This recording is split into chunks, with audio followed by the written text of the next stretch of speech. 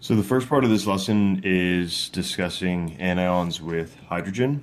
So positive hydrogen ions, so H plus ions, can bond with anions with a charge of 2 negative and 3 negative and reduce their charge. So we already saw an example of this in the notes previously, but just to review, if we had the carbonate ion and we bonded it with a hydrogen, we would get the HCO3 negative ion. So let's take a look at the charges. 2 negative bonding with a positive. So 1 positive plus 2 negative will result in simply a negative charge. And this is still an ion. And since it's negatively charged, it's still in an anion. So the name of this is the hydrogen carbonate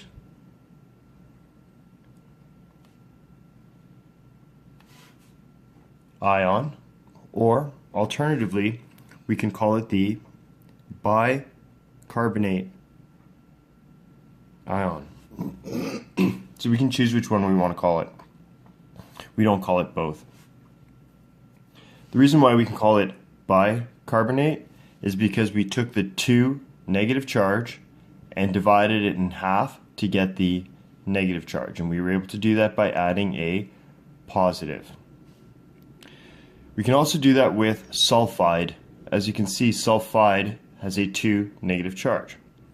So if we divide that charge in half through the addition of a hydrogen, we get HS minus. So it's gone from a 2 negative to a negative because of the addition of the positive.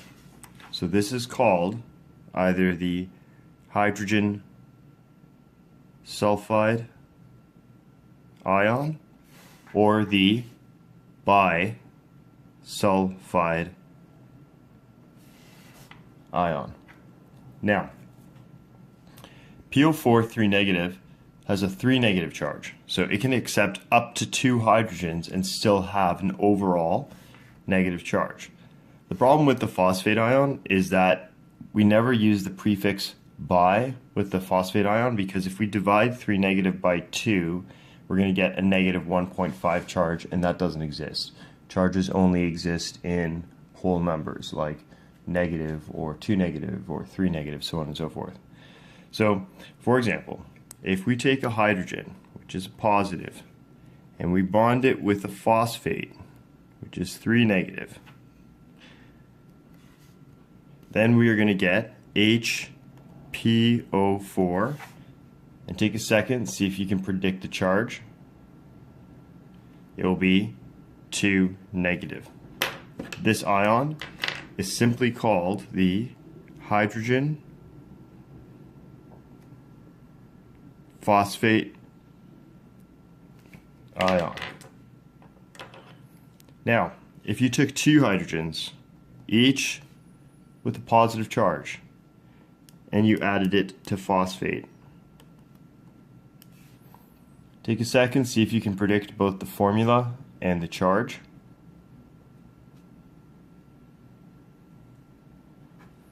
It would be H2PO4 negative.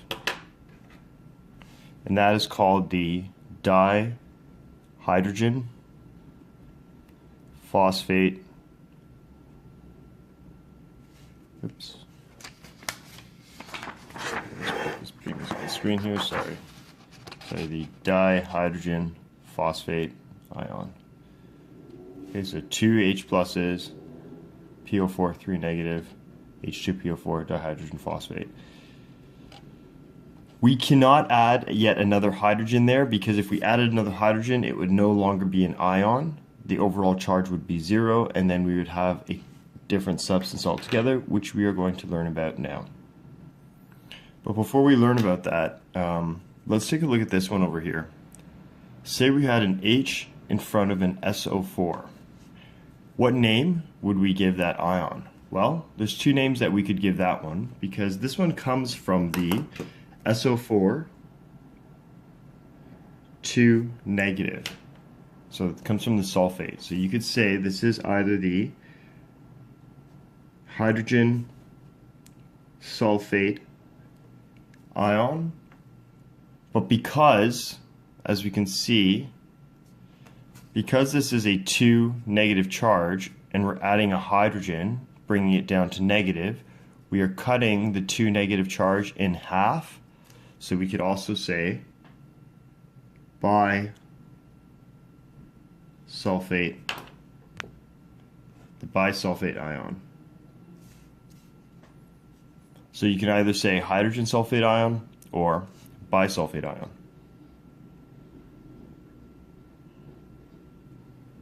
Looking at the next example, what would we give an HPO3 ion? So that one's a little trickier because it's not HPO4, it's HPO3. So you have to remember the rules for the oxyanions. That is coming from the phosphate ion. So it's PO4, 3 negative. That's phosphate. I'm dropping an oxygen, so now I have phosphite, and I'm adding a hydrogen, so that is hydrogen phosphite. That will be the hydrogen phosphite ion. Okay, now on to acid nomenclature. Acids are compounds whose atoms are bonded with covalent bonds. However, when the acids dissolve in water, they produce H plus ions. So they produce these hydrogen ions, much like ionic compounds. So this compound right here has covalent bonds, but once it goes into water, it makes these ions. This is a process called ionization. We're going to learn a lot more about that next year. But for now, all you need to know is that hydrogen will break off and form H plus, and then you have an A minus. Okay, that's for acids.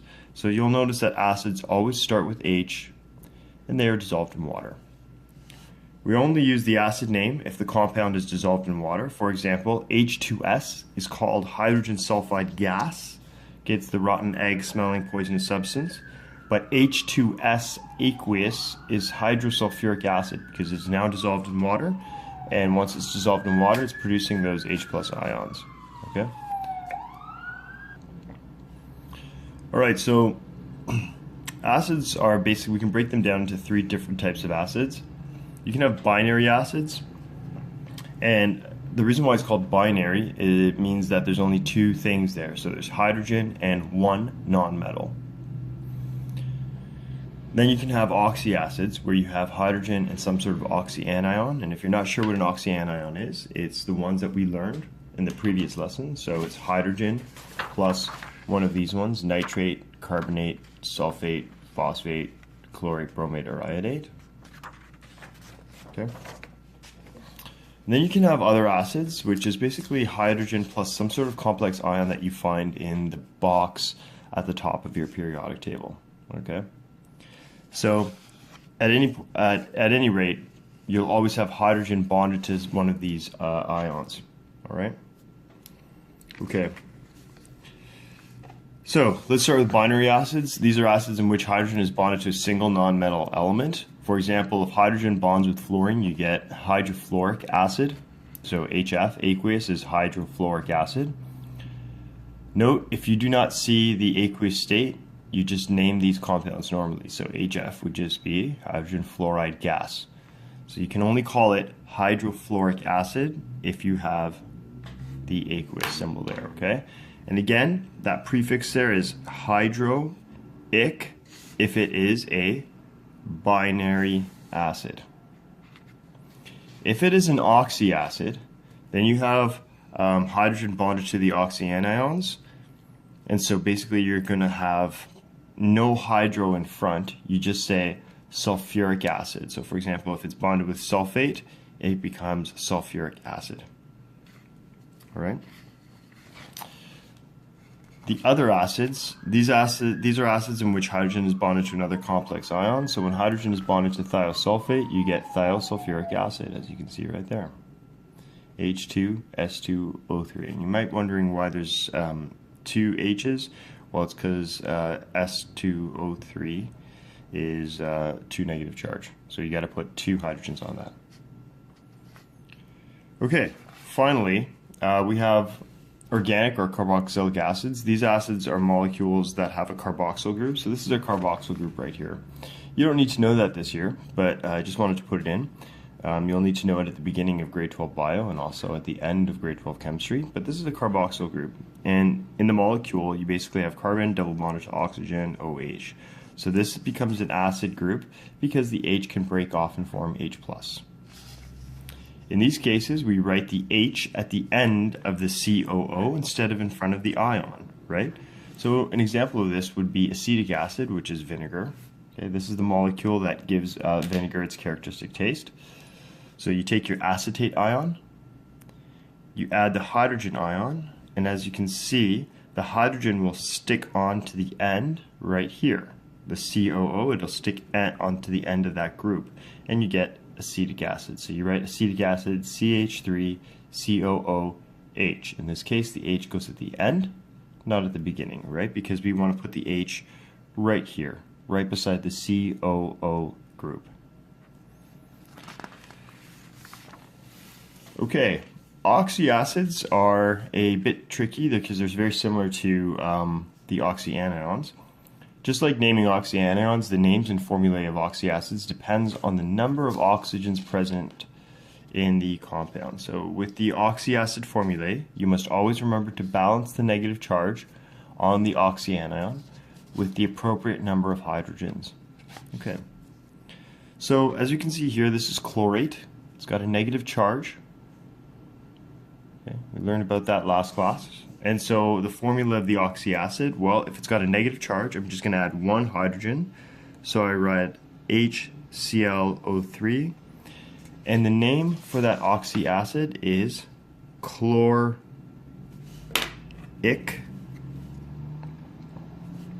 acid. And I'll make sure that I put the aqueous at the end here to indicate that this compound is dissolved in water and therefore is producing H+ ions. Now, as you recall, if you go up in one number of oxygens, then you get ClO4-. Try to remember what we would call that ion. So that ion would be called perchlorate.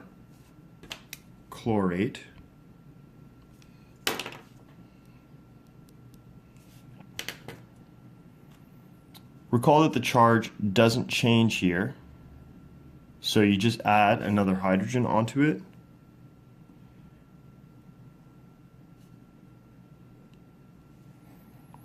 And the name for this has to reflect the fact that there's got an extra oxygen, so we would write perchloric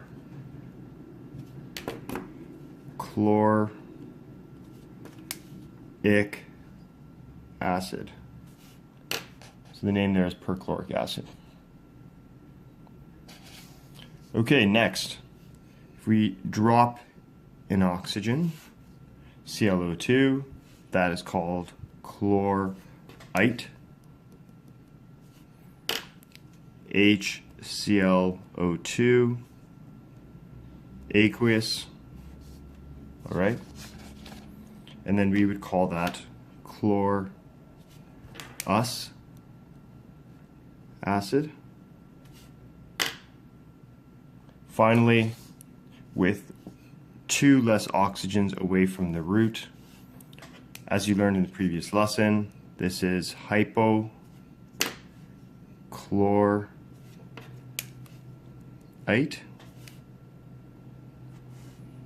Charge doesn't change, just 1 H. And so this becomes hypochlorous acid.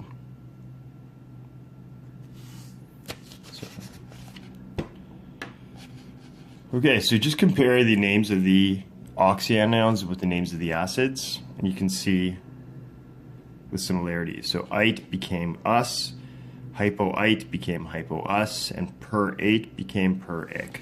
Okay? And the rules are right there. And we can have an example here. Again, this one right here would be called, if we look at it, that's the root. So that's carbonic acid. Adding an oxygen per carbonic acid. Taking an oxygen away, carbonous acid. And taking 2 oxygens away, hypocarbonous acid. Okay, so you might be wondering, what do we do in these boxes right here? Well, we just basically do the same thing as we've done over here, right? So if this is phosphoric acid, H3PO5 would be per phosphoric acid. H3PO3 would be phosphorus acid. And H3PO2 would be hypophosphorus acid. Right, so fill in these the rest of these boxes here.